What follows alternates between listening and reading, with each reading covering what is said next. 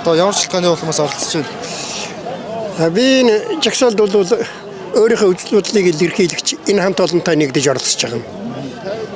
Энэ дээр нь зохион байгуулалтаа тэгж удирдах байгаа хүн алгашгүй байна. Энэ ирсэн улсууд бол бүгд өөрийнхөө сэтгэл зүрхээр, өөрийнхөө дуудлагаар бүгд энэ цугсан байна. Нийтээ их хүн цугсан байх шүү энд.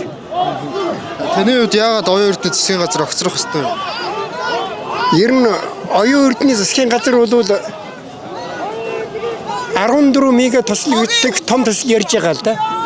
Өнөөдөр монголчууд бол бүгд цахилгаан тасгаллаа гэж байна шүү дээ.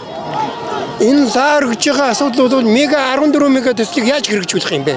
Цахилгаанаар хангаж чадахгүй шүү дээ. Ерөөсөө тийм учраас оюун эрдэнэ бол эх орныхон төлөө, ард түмнийхэн төлөө ерөөсөө ажил хийхгүй байна.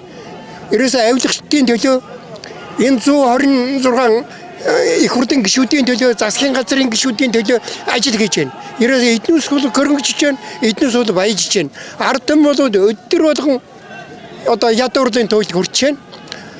Татварын дарамт байнга өртөж байна. Тэгээд сэтгэл санааны дарамт байнга өртөж байна. Үг хэвлэн нийт эрхчлээ Монголд бол байхгүй болсон. Үнэндээ коммунизмд орлоо.